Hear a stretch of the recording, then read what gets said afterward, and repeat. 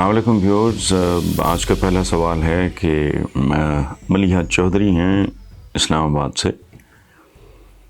وہ کہتی ہیں کہ مولانا فضل الرحمان کا کہنا ہے کہ جب تک پارلیمنٹ سے استعفے نہیں دے دیے جاتے تب تک لانگ مارچ مؤثر نہیں ہوگا. مولانا کے اعلان کے بعد پیپلز پارٹی اور مسلم لیگ نون کوئی حتمی فیصلہ نہیں کر پائے. کیا آپ سمجھتے ہیں کہ یہ دونوں جماعتیں پارلیمان سے استعفیٰ دیں گی یا مولانا کے ساتھ ایک مرتبہ پھر ہاتھ ہو جائے گا؟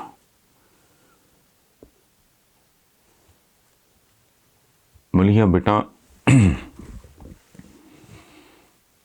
سچی بات تو یہ ہے کہ مولانا فضل الرحمان صاحب کے ساتھ ہاتھ ہوتا ہے یا پاؤں ہوتے ہیں.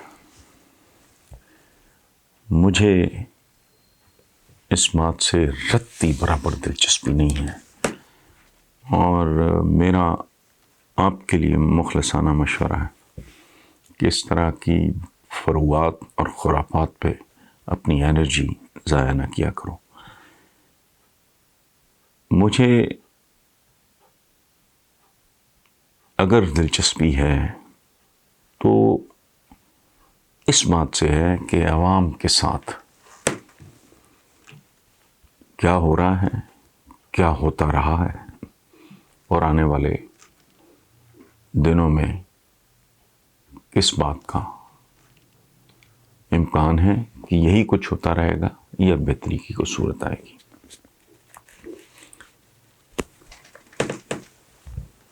ایک کلیریکل سا کلرکوں والا جواب ہے کہ ان کے تو سٹیکس ہیں کوئی نہیں، پیپلز پارٹی اور نون لیگ کے بہرحال سٹیکس ہیں. نون لیگ بھی کسی حد تک جا سکتی ہے چونکہ اس پہ وحشت 100% وحشت طاری ہے نون لیگ کی لیڈرشپ میں. لیکن پیپلز پارٹی ایک میچور پولیٹیکل پارٹی ہے. یہ تو ایک کلیریکل سا جواب ہے.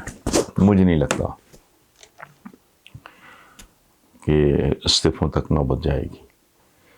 باقی جو سوچنے والی بات یہ ہے، اس پہ بہت غور کرنا آپ،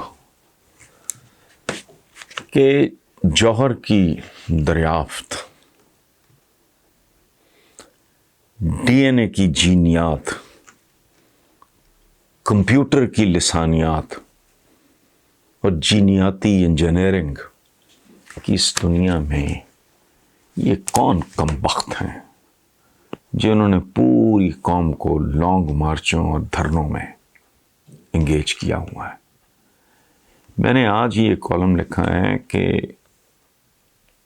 زیادہ نہیں، 100 سال کے بعد ہم کہاں کھڑے ہوں گے. وہ جو ہمارے سو کالڈ جو حریف ہیں، ہمارا ان کا مقابلہ کیا ہے، لیکن چلو وہ ٹریلینز آف ڈالرز سائنس اور ٹیکنالوجی پہ خرچ کر رہے ہیں. مریخ کی دہلیز پہ وہ دستک دے رہے ہیں. اس ملک کا جو حال ہے، 73 سال بعد چھوٹے سر لمبی زبانیں، جینیاتی انجینئرنگ جسے کہتے ہیں، انٹیلیجنٹ ڈیزائن جو ہے وہ فطری چناؤ پر انسان کو غلبہ دے چکی ہے. بندہ خود قدرتی ساخت کو اپنی ضروریات اور ترجیحات کے اعتبار سے بدلنے کی اہلیت حاصل کر چکا ہے. یعنی ایک طرف علم و ہنر، تحقیق اور تخلیق کے سمندر، دوسری طرف یعنی ہماری طرف یہ جہالت کی طاقت کے سرچشمے. ایک طرف گمشدہ جہالت کی طاقت کے سرچشمے، میں پھر ریپیٹ کر رہا ہوں، دوسری طرف ڈوم بھانڈ مراسی اور موقع پرست مہم جو. ایک طرف قرۂ ارض سے باہر کی فتوحات، مریخ تک، باقی سیاروں تک، دوسری طرف کوڑے کے خوشبودار ڈھیر. جو لاہور کی شناخت بنتے جا رہے ہیں. تو یہ سروائیول کی جنگ ہے. میرے اس کالم کا عنوان تھا کہ 100 سال بعد ہم جو آج ہیں 2 وقت کی روٹی، کروڑوں بچہ اسکول سے باہر، اور وہ میں نے جیسا عرض کیا سائنس اور ٹیکنالوجی کے سمندر. 100 سال بعد ہم کہاں ہوں گے؟ پاکستان بننے کے بعد آج تک تقریباً 73 سال میں ہم کہاں ہیں؟ ایسے ہی 73 سال اور تب باقی دنیا کہاں ہوگی؟ میں نے کالم کا اختتام ایک جملے پہ کیا ہے جو میں آپ کے ساتھ شیئر کرتا ہوں. کہاں یہ دنیا، کہاں وہ دنیا، لیکن اللہ کا لاکھ لاکھ شکر ہے کہ ہمیں گزرے زمانے گزر چکے ہوں گے. شکر الحمدللہ. میرا ایج گروپ عمر کے اس حصے میں ہے جہاں ریزگاری باقی رہ گئی ہے، اور میں اس بات پہ شکر ادا کرتا ہوں کہ 100 سال کے بعد اگر ہم ہوئے تو کہاں ہوں گے. اس ذلت سے رب العزت نے ہمیں کم از کم میری جنریشن کو ضرور بچا لیا ہے. اس لیے آپ ایسی باتوں پہ نا پلیز اپنی قیمتی انرجی ضائع نہ کیا کرو. اصل میں سب سے بڑے ٹیچر ہونے کی وجہ سے ہی وہ سب سے بڑے لیڈر، جنہوں نے ایک اللہ کا شعور دیا اور باقی خداؤں سے انسان کی جان چھڑا دی، جنہوں نے آپ لیول دیکھیں اس میسج کا. اور دوسری طرف وہ کہتے ہیں اپنے گھر میں بھی جاؤ، دستک دے کے جاؤ. وہ کہتے ہیں کہ مسلمان کے لیے ایک دوسرے کو مسکرا کے دیکھنا بھی صدقہ ہے.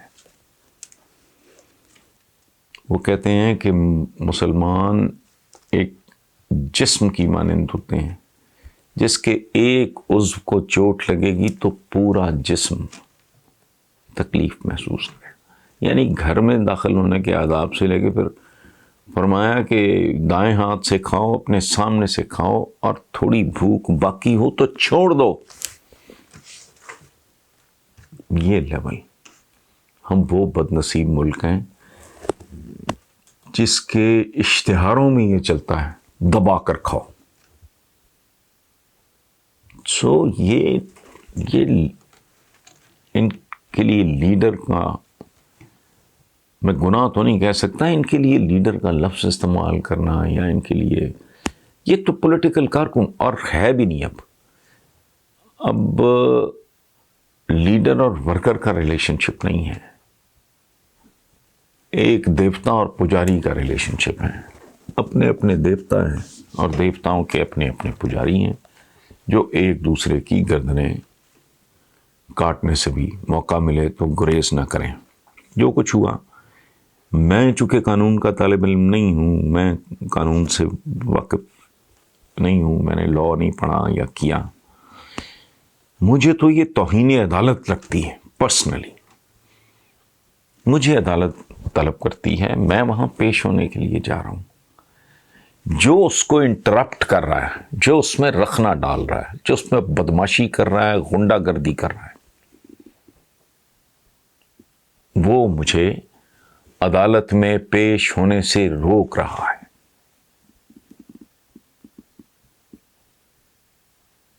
تو یہ کس زمرے میں آتا ہے؟ میں اس پہ کوئی ٹیکنیکل بات تو نہیں کر سکتا. سو نفرت کہاں؟ دیکھو، اگر تم مقابلہ خدمت ہو صحیح معنوں میں تو آپ جیت رہے ہو تو میں کہوں گا کہ ٹھیک ہے راشد علی صاحب، میں کہوں گا ٹھیک ہے بھئی راشد صاحب جیت گئے تو اچھی بات ہے، میں ذرا ریلیکس کر لیتا ہوں، یہ خدمت کر لیں.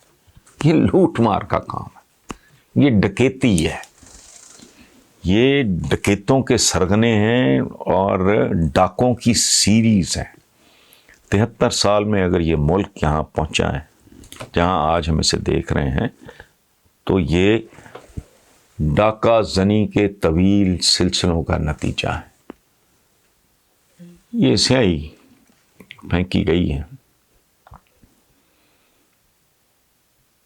یہ بنیادی طور پہ انہوں نے مزید کالا کیا ہے سیاست کے چہرے کو. سمبل بن گیا اس ملک میں سیاستدان نفرت کا. اس سے زیادہ کیا ہے؟ بہرحال، اور یہ لوگ اس کے علاوہ کچھ کرنے کے قابل ہیں بھی نہیں.